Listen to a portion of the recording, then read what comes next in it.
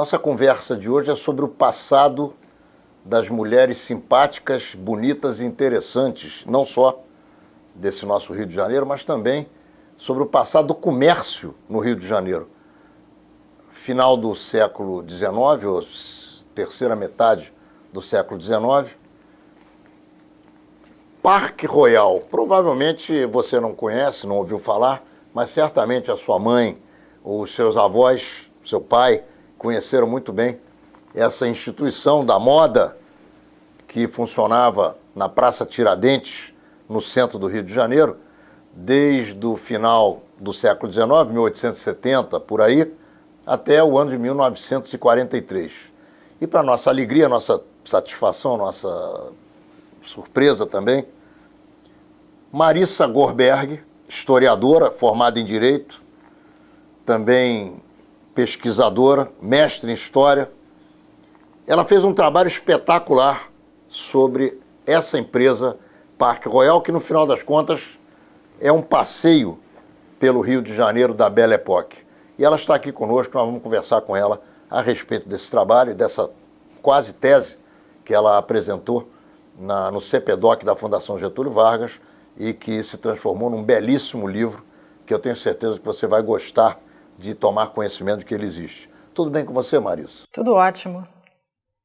Prazer enorme receber você aqui em Menorá na TV. Meu também de estar aqui. Menorá na TV entrando no ar mais uma vez. Eu cometi um pequeno equívoco. A Praça Tiradentes servia a um outro tipo de atividade. A nossa Parque Royal, ao contrário, era no Largo de São Francisco, a sua sede. E a partir daí eu quero saber da Marissa, por que é que você se interessou por história na medida em que você se formou em Direito? Bom, a minha família tem um histórico de interesse em ciências humanas em geral. Eu sempre tive assim, uma atração por literatura, história. E no final de 2008 eu estava trabalhando num projeto de digitalização de um acervo, de uma hemeroteca, e fui mobilizada pelas imagens desses anúncios dessa loja. Quer dizer, no manuseio das revistas me chamou a atenção como havia uma quantidade excepcional de anúncios dessa loja e como eles eram belos, tinham uma identidade visual própria e apareciam em diversos periódicos. Então isso me levou a investigar um pouco mais da história dessa loja e a ter vontade de fazer um mestrado no CPDOC justamente para investigar, aprofundar essa pesquisa, né? Normalmente as características dos negócios daquela época eram características ligadas aos empreendimentos familiares. Eram famílias que havia alguém que era um líder, que criava grandes negócios e que a partir dali seus filhos e eventualmente, dependendo da longevidade, da capacidade desses filhos, até os netos e bisnetos tocavam esses negócios para frente. Em quase 100 anos de atividade, foram 80 anos de loja Parque Royal aberta, o que é que fez com que ela deixasse de funcionar e fechasse as suas portas? Ela foi inaugurada em 1873 e foi extinta num incêndio em 1943. Esse incêndio foi de grandes proporções e foi ele que deu fim às atividades da loja. O principal sócio administrador do Parque Royal era o José Vasco Ramalho Ortigão, do clã Ramalho Ortigão. Ele era filho do escritor José Duarte Ramalho Ortigão, todos portugueses. E a administração passou depois a seu filho, mas quando o incêndio ocorreu em 1943, a família Ramalho Ortigão não era mais proprietária da loja, havia 2 outros proprietários.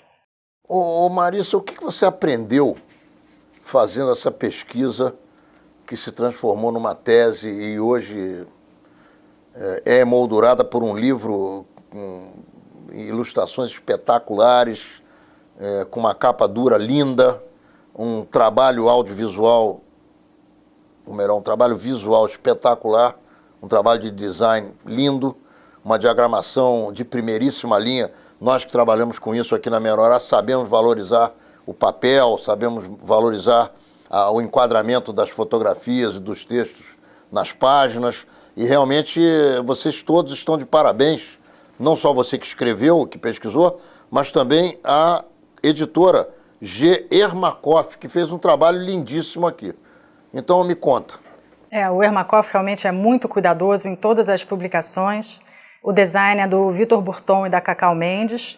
E respondendo à sua primeira pergunta, o que mais me motivou nessa pesquisa foi perceber como a trajetória da loja seria um veículo, um pretexto para a gente alcançar questões mais amplas. Então, através desse tema, eu pude observar aspectos da implementação de um modelo de civilidade e progresso que era referido a padrões europeus, na modernidade do Rio de Janeiro no início do século passado, como é que mudou o arquétipo feminino, o papel da mulher na sociedade, como a indumentária ia se alterando também paralelamente a essas mudanças, como o comércio de varejo se expandiu e como o Parque Royal implementou aqui um modelo de loja de departamentos que já fazia sucesso em países centrais do hemisfério norte, estratégias publicitárias que eles usavam, enfim, uma série de temas relacionados à história dessa loja. O que essa loja significou para a sociedade carioca? E eu tenho certeza que você se aprofundou também nessa linha, e na medida em que você lança moda, vende moda, se relaciona com a nata da sociedade, você acaba criando um contexto bastante interessante, novo e favorável aos teus negócios e também ao desenvolvimento da sociedade na qual você está inserido para aquela atividade, para aquele fim. Exatamente. Como é que você vê isso? O Parque Royal ele não era o único, mas ele se mostrou muito sintonizado com aquele contexto histórico que acontecia naquele momento. É mais fácil a gente entender o sucesso da loja inserida num macro processo de modernidade, urbanização e transformação que acontecia na cidade naquele momento.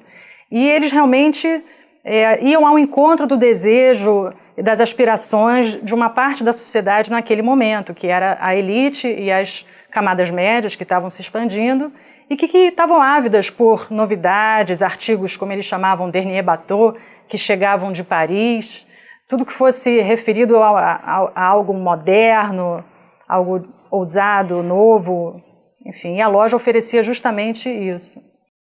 Inclusive, tudo que vinha da Europa era muito bem recebido aqui. Havia uma fetichização, né? Assim, um deslumbramento por tudo que fosse importado. Claro, e mais do que isso, nós vemos aqui que, na verdade, as nossas roupas, com o calor do Rio de Janeiro, deveriam estar muito mais para os índios, para as tangas, do que para o rebuscamento rococó da Europa dessa época. E nós vemos aqui as roupas para um inverno de enlouquecer. Exatamente. Os homens de fraque, mini fraque, fraque curto, cartola, casacões, calças listradas com risca de giz, as mulheres com roupas também de festa, enfim. As mulheres usavam até estolas de pele em pleno Rio de Janeiro. E é interessante a gente observar que, ao mesmo tempo que havia esse referencial europeu, que era criado para um outro tipo de clima, nos anúncios do Parque Royal já havia uma preocupação incipiente em adaptar esses referenciais à realidade carioca. Então tem anúncios que falam, não sofra no calor, é importante ser elegante no calor, nós temos roupas apropriadas também para crianças. Enfim, eles já demonstravam assim de uma maneira incipiente que deveria ser adaptado. Minha querida Marissa, o que é que mais te chamou a atenção nessa tua pesquisa? Olha, por acaso você está aí numa página que me chama a atenção, que eram os chamados anúncios de oportunidade. Eles tinham muitos anúncios que eram baseados em fatos que eram notícia na época. Esse, por exemplo, é sobre a Primeira Guerra Mundial. E eles também fizeram anúncios comemorativos à visita do rei Alberto da Bélgica na década de 20, a exposição de 1922, em comemoração ao centenário, a travessia aérea feita por Gago Coutinho e Sacadura Cabral, enfim, vários fatos que eram notícia na época eram utilizados pelo Parque Royal nos seus anúncios. O Parque Royal, lá nos idos do começo do século XX, oferecia elevadores para os seus clientes. Exatamente. É muito curioso e muito interessante como o Rio de Janeiro já foi palco de grandes novidades. Você acredita que isso continue a acontecer ou já foi esse tempo embora? Não, eu acredito que o Rio de Janeiro ainda pulsa, ainda tem uma criatividade, ainda tem um movimento cultural intenso. Só falta um pouquinho mais de cuidado das autoridades públicas para a gente cuidar do que é nosso. Por falar em cuidar do que é nosso e por falar em pesquisa, em história, Você acredita que no Brasil nós estejamos bem na área da preservação do nosso passado? Ou você acredita que nós estamos, ao contrário, muito atrasados? Eu acho que muito ainda há de ser feito, mas também não podemos deixar de reconhecer aquilo que já está sendo feito agora. Então é um caminho longo a ser percorrido. E o que é que se pode fazer para que esse caminho seja abreviado, não seja tão longo, mas que continue sempre sendo percorrido, para que nós possamos oferecer às nossas novas gerações as informações que eles devem ter para poder construir o seu futuro em cima do passado e da capacidade que eles têm de compreender o presente? Bom, é investir nas instituições que já existem e oferecer subsídios para que os pesquisadores e os historiadores possam fazer o seu trabalho. O Parque Royal, na sua avaliação, qual era o departamento mais procurado? Era a área de roupas de casamento? Eram roupas esportivas, de praia? Eram as roupas de festa do Grand Monde do Rio naquela oportunidade? Quais os departamentos de tecidos? Qual era o departamento que você descobriu aqui como o mais procurado e o mais visitado pelos clientes? Olha, eu não saberia dizer com precisão qual era o departamento mais procurado, mas tudo leva a crer, pelos anúncios, que o departamento de roupa feminina para ocasiões festivas deveria ser bastante procurado. Mas como era uma loja de departamentos, como você mesmo disse, eles também tinham roupas para os chamados banho de mar, fantasias de carnaval, e é interessante que eles buscavam um público amplo, apesar de ser uma loja chique, elegante, elitista, eles se colocavam como um democratizador de elegância, como se eles pudessem levar esse estilo de vida a uma camada mais ampla da população. Então eles anunciam tanto roupas de carnaval, fantasias de carnaval para bailes, como fantasias de carnaval para carnaval de rua. Então tentando abranger um público assim bem diverso. Curiosa e deliciosamente, a Parque Royal apresentava um salão de chá dentro da loja, em estilo, apesar de que a instituição vinha com um nome francês, em estilo inglês. Casa de chá, estilo inglês. Mesas e cadeiras de treliças. Olha, realmente fotografias maravilhosas de um passado que não é tão distante assim. Aqui nós vemos também fotografias da inauguração da loja de departamentos, com centenas de pessoas se aboletando nos mezaninos, nas escadas. Realmente um negócio interessantíssimo.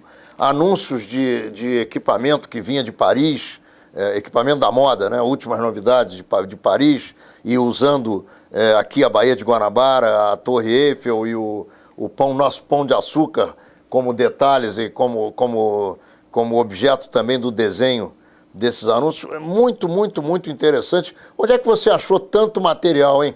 Olha, esses anúncios estão em revistas que circulavam amplamente no início do século passado, tais como Fonfon, Frufru, Revista Careta, Revista da Semana, Dom Quixote, O Malho, enfim, inúmeras delas. O Parque Royal ele era um protagonista na Belle Époque carioca, e esse salão de chá que você reparou, ele era uma espécie de um precursor de praça da alimentação, porque era uma maneira de aumentar a permanência dos clientes na loja. Então, várias estratégias que ainda hoje são usadas, a gente percebe que nessa época foi aí que se implementou as bases de um modelo de consumo que em muitos sentidos permanece atual. Eles também ofereciam venda por catálogo, eles patrocinavam um time de futebol, eles tinham esses anúncios de oportunidade, como eu falei. Eles anunciavam também nas capas dos programas do Teatro Municipal, era uma maneira de atingir aquele público que frequentava os espetáculos. Público chique. Exatamente. Enfim, usavam uma série de, hoje em dia, chamadas estratégias de marketing, e muitas delas ainda são usadas até hoje. Olha, realmente é um show. Nós estamos encerrando o primeiro bloco de Menorá na TV com Marissa Gorberg, ela que é historiadora, pesquisadora, mestre em História, e que acaba de apresentar um trabalho espetacular sobre uma das lojas mais importantes da moda no Rio de Janeiro, Parque Royal, em livro editado pela G. Ermakoff, que é uma casa editora também espetacular. Já voltamos, não sai daí, porque nós vamos conversar sobre a Belle Époque do Rio de Janeiro com Marissa Gorberg. Ô Marissa, curiosamente, os anúncios publicados pela Parque Royal para vender as suas mercadorias levavam em conta o Rio de Janeiro, levavam em conta o capital construído pelo Rio de Janeiro, a Biblioteca Nacional, o Teatro Municipal, a Câmara dos Vereadores. Eu estou passeando aqui por esse presente que você nos trouxe, esse livro espetacular, e eu estou vendo nos anúncios tudo isso que nós estamos conversando aqui. Então, é muito interessante como isso acontecia e como eles sabiam valorizar o Rio de Janeiro, a cidade do Rio de Janeiro. Isso é muito importante. Então, quando você pega, por exemplo, essa fotografia em que as mulheres estão escolhendo os seus vestidos para eventos mais chiques, vamos dizer assim, eu pergunto a você, qual foi a influência da Parque Royal na modificação dos costumes da moda no Rio de Janeiro?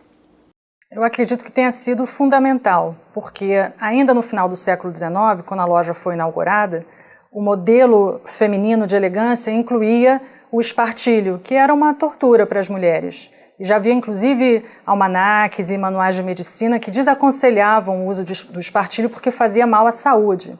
Então, na virada do século XIX para o século XX, houve uma tentativa de adaptação para o chamado colete, que era um pouquinho mais flexível, um pouquinho mais confortável. E aí depois, sim, nos anos 10 e nos anos 20, sob a influência de estilistas franceses, que por sua vez se inspiraram nos balés russos que foram exibidos em Paris, o espartilho foi abandonado e a estrutura da roupa feminina passou a ser um pouquinho mais frouxa, com vestidos tubulares que permitiam um pouco mais de movimento. Porque à medida também que a urbanização ia ocorrendo nas grandes capitais, a mulher precisava de mobilidade para poder subir num bonde, andar de bicicleta, praticar esportes, enfim. Então a roupa ia acompanhando todas essas mudanças de comportamento e que aconteciam na sociedade. Inclusive os sapatos, a Parque Royal tinha um departamento de sapatos. Sim. Que era interessantíssimo porque vinha para mulheres desde as botinas utilizadas na Europa naquela oportunidade, até sapatos utilizados em eventos reais. Quem tem um pouco de conhecimento da história da moda sabe disso. Como é que foi a evolução também dessa questão dos calçados da Parque Royal, da Parque Royal em termos de oferecimento desses produtos ao mercado, hein? Os calçados acompanhavam esse mesmo movimento do vestuário, quer dizer, as botinas comprimiam o pé feminino tanto quanto o espartilho comprimia o torso. E à medida em que a moda evoluiu e a persona da melindrosa, muito influenciada também pelas atrizes do cinema, passou a ser incorporada pelas mulheres, os sapatos passaram a ter o bico um pouco mais arredondado, com saltinhos um pouco mais grossos e ficaram mais confortáveis. Foi nessa época que a moda sofreu, principalmente a moda feminina, uma alteração formal bastante significativa nas roupas, se assemelhando ao padrão de vestuário moderno que a gente tem hoje, diminuindo a discrepância que havia entre o vestuário masculino e o vestuário feminino. Ô Marissa, o pós-fácil, e raramente a gente encontra pós-fácil em livro, mas no caso aqui eu acho que coube muito bem, é do Alberto Dines, mais um dos nossos judeus do Rio de Janeiro, que infelizmente foi para São Paulo, uma cabeça brilhante. Mas ele está sempre por aqui. Não somos obrigados a concordar com ele sempre, mas na grande maioria das vezes, quando o assunto não é Israel, a nossa concordância é grande. Sobre Israel temos divergências, mas eu queria dizer a você que também é brilhante o pós-fácil do Alberto Dines. Eu quero saber por que você escolheu o Alberto Dines para poder coroar esse livro aqui com um texto muito interessante, muito legal, ligando o período nazista ao incêndio que aconteceu no dia 9 de julho de 1943, aqui no centro da cidade, que dizimou a nossa Parque Royal e acabou com o reinado dela na moda carioca.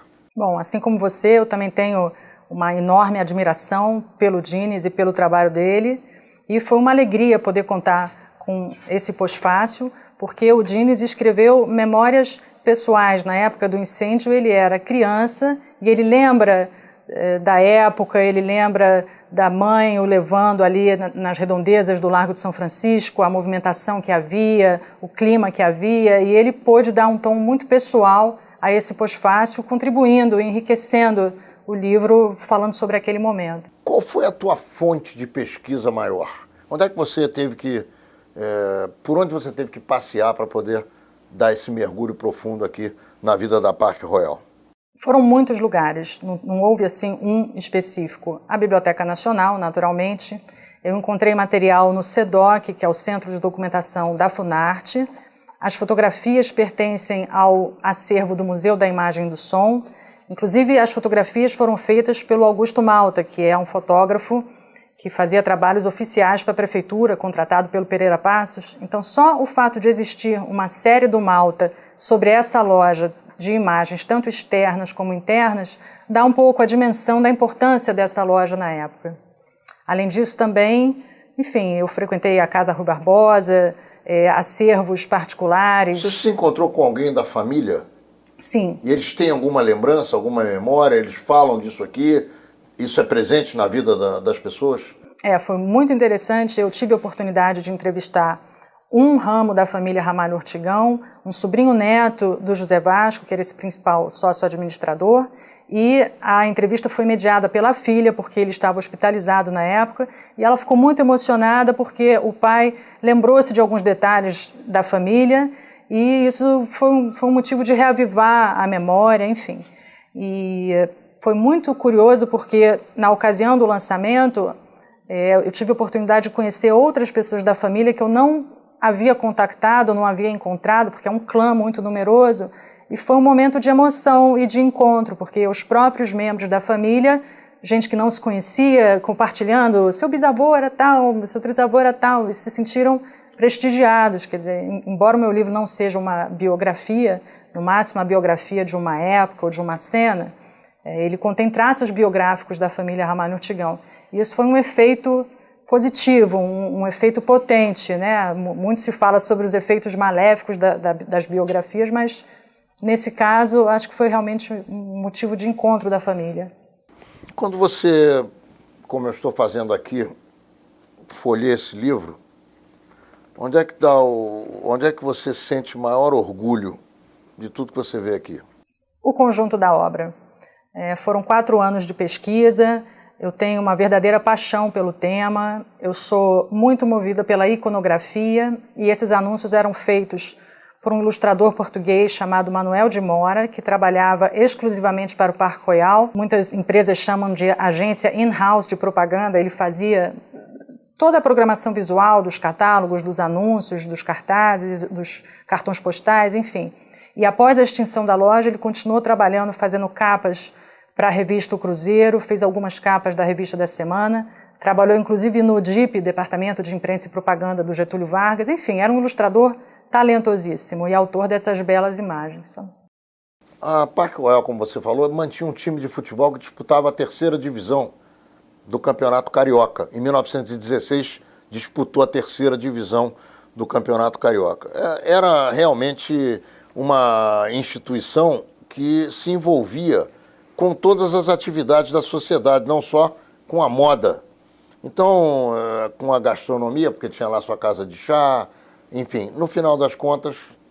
Ele fazia uma coisa muito interessante, que era promover saraus de música dentro da loja. E há imagens, inclusive, da apresentação de uma cantora francesa chamada Eugénie Buffet, que era famosa à época. E o José Vasco, ele era muito proativo na sociedade, não só como empresário da loja, mas na área cultural também. Então, para se ter uma ideia, ele foi presidente do Clube Euterpe, hoje chamado Estudantina, e foi ele quem convidou a Chiquinha Gonzaga a ingressar no clube. E ela, agradecida, por sua vez, dedicou a ele uma valsa de sua autoria chamada Falena. Então, enfim, a atuação dele ia muito além da loja. Tem alguma coisa que você se recorde, alguma vertente que você se lembre das suas pesquisas que demonstram ainda mais o envolvimento da atividade comercial da loja Parque Royal na vida do Rio de Janeiro, a não ser moda, gastronomia, futebol e essas questões que a gente já levantou? Carnaval, por exemplo. Como é que a Parque Royal se envolvia com o carnaval? Na verdade, o Parque Royal, a gente vê nos anúncios que eles reproduziam e representavam muitos rituais de sociabilidade que eram presentes na sociedade. Então, não só o carnaval, mas as chamadas soirées teatrais, né, os bailes no Teatro Municipal, o footing carioca, o próprio ato de paquerar as vitrines, os esportes em geral, enfim, o salão de chá, ir tomar um chá, tudo. Para cada um desses eventos era necessário ter uma roupa apropriada e a loja oferecia roupa para todas essas ocasiões. Na verdade, o Parque Royal estava muito alinhado com esse projeto modernizador do Rio de Janeiro, que queria passar para o resto do Brasil e do mundo uma imagem de uma metrópole cosmopolita, de um país que poderia ser inscrito no chamado Grande Concerto das Nações Civilizadas. As classes dirigentes tinham todo o interesse em remodelar o Rio de Janeiro e apresentar a cidade e o país como moderna, para atrair investimentos internacionais, para ser reconhecida pela comunidade internacional, para atrair também imigrantes, enfim. Havia um planejamento e o Parque Royal estava inserido nesse contexto. O Parque Royal não servia só com moda às mulheres, servia a crianças e servia também a homens. Homens, crianças. Como é que a Parque Royal se preparava para oferecer moda ao sexo masculino naquela oportunidade? Eles faziam questão de frisar nos anúncios que, embora houvesse muito foco na moda feminina, eles também podiam oferecer a moda mais fina e elegante para o público masculino, e eles colocavam prerrogativas de inteligência e elegância como sendo desejáveis ao sexo masculino.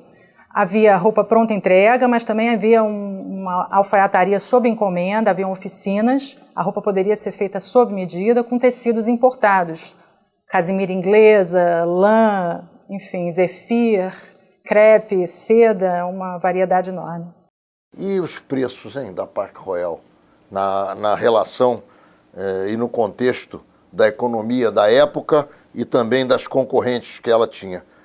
Obviamente que não havia outras tantas lojas de departamentos, mas as concorrentes que ela tinha em cada setor da atividade que ela desenvolvia. Como é que eram os preços da Parque Royal? Pois é, o preço aí depende do referencial de cada um. Vou dar 2 exemplos. Há um romance do Pedro Nava em que ele cita o Parque Royal como não sendo a loja mais elegante, dando a entender que havia lojas mais caras. E o próprio Parque Royal, nos seus anúncios, fazia questão de refrisar: nosso preço é baixo, nosso custo é baixo e tal.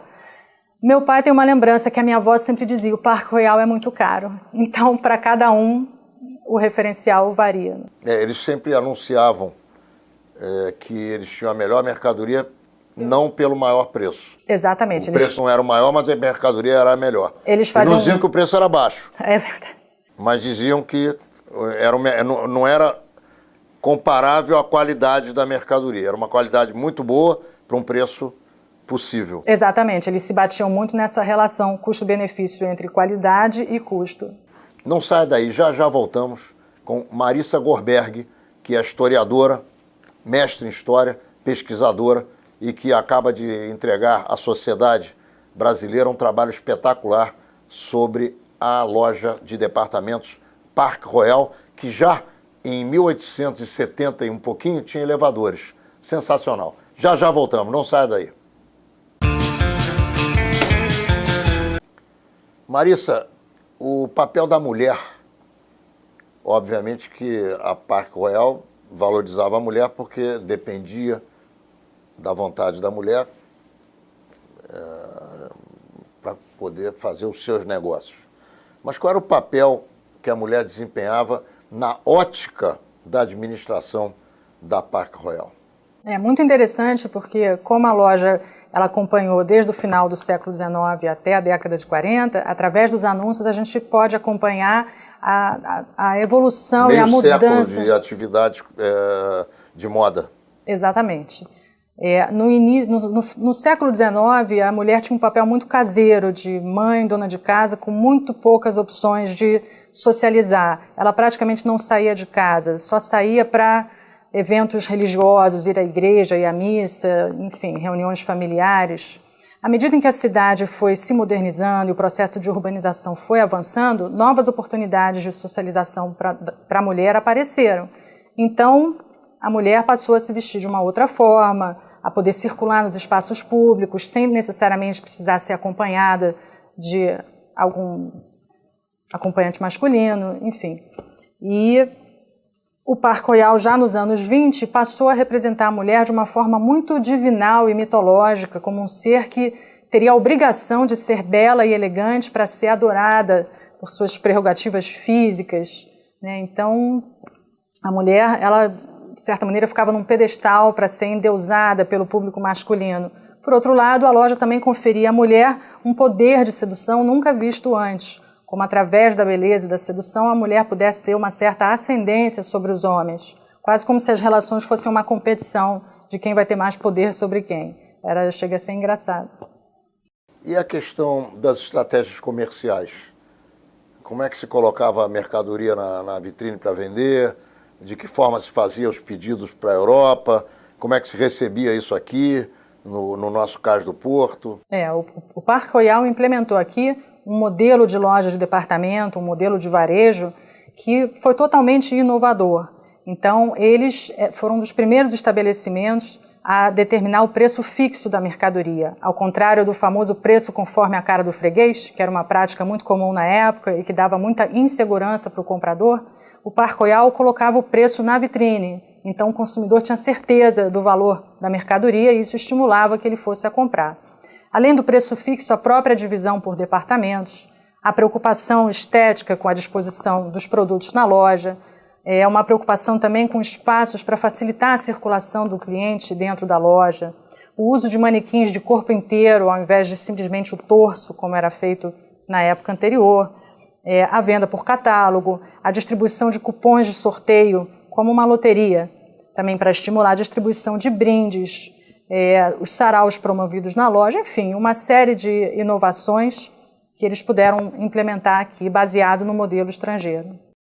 Marissa, quais são as dificuldades que um pesquisador encontra para poder levar um trabalho dessa natureza, com essa qualidade, adiante e chegar a um bom termo no final? Antes de mais nada, é preciso muito tempo, porque nas instituições existe uma burocracia, muitas vezes necessária, para ter acesso a esse material. Então, a pessoa precisa dispor de muito tempo e paciência para buscar e tentar encontrar o que ela precisa.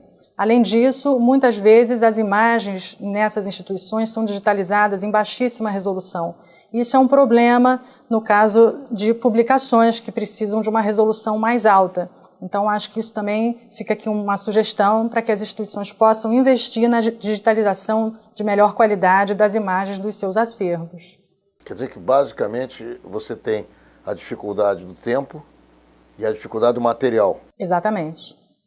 Muito bem. E como é que você conseguiu encontrar tempo para fazer esse trabalho e o material que você precisava para poder levá-lo até o final?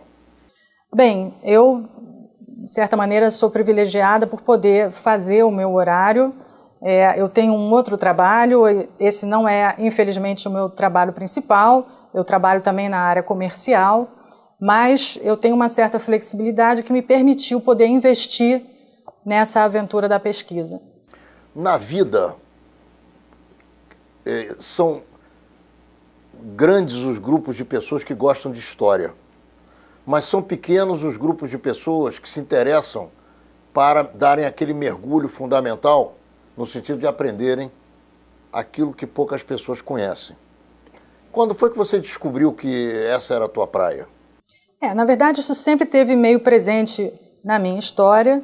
No final de 2008, que realmente eu passei a me dedicar, porque eu vislumbrei a potência desse tema e desse trabalho, e também tive um desejo de mudança de curso na minha vida. Então, estou muito satisfeita com o resultado e pretendo continuar pesquisando. Você tem ideia de alguma coisa que você tenha vontade, prazer de iniciar pesquisa a respeito? Tem alguns assuntos que te comovem? Conta pra gente. Para mim, o interessante da pesquisa histórica é perceber que passado e presente são intercambiáveis num processo, num fluxo contínuo. E muitas vezes temas ou trajetórias como dessa loja sintonizam, vivificam e atualizam questões muito atuais. Então, eu tenho uma atração, um interesse, um prazer muito grande de pesquisar sobre essa época na modernidade, no Rio de Janeiro, no início do século passado, e pretendo alcançar outros temas desse mesmo período. Minha querida Marissa Gorbeck, teu trabalho é lindo, você está de parabéns. O pouco que a gente conseguiu verificar aí é um livro que te prometo que eu vou ler inteiro, não por você, mas por mim. É um trabalho que merece todos os aplausos. Foi muito legal ter você aqui com a gente. Nós estamos chegando ao final do nosso Menorá na TV sobre o teu trabalho com o Parque Royal. E eu quero oferecer a você as câmeras e os microfones de Menorá na TV para, com calma, você fazer suas considerações finais. Você pode falar um pouco de como você enxerga a história, como você enxerga a pesquisa e, enfim, se despedir dos nossos telespectadores. Gostaria de agradecer ao programa Menorá e a você que está nos assistindo pela oportunidade desse encontro e gostaria de convidar também todos os telespectadores a conhecerem o livro, a folhearem. Ele está disponível nas principais livrarias do país e também, para quem não puder se deslocar, pode ser pedido via internet. E é uma maneira da gente poder reativar a vivacidade daquele momento, da gente pensar sobre um modelo de consumo de moda cujas bases foram lançadas naquele período e que em muitos aspectos permanece muito atual. É também uma viagem naquela época onde a estética Art Nouveau e posteriormente Art Deco floresciam aqui no Rio de Janeiro e no resto do mundo nas décadas de 10 e 20. E, enfim, eu pretendo continuar a minha investigação, a minha pesquisa, aprofundar sempre esse tema que é do meu interesse e espero que vocês gostem. Menorá na TV entrando no ar mais uma vez na quarta-feira que vem pelo canal 26 da NET, às 10 horas da noite e também nas repetições semanais em todos os horários que você já se acostumou a nos assistir e que você pode achar aqui embaixo da telinha para o teu controle. Nos vemos lá.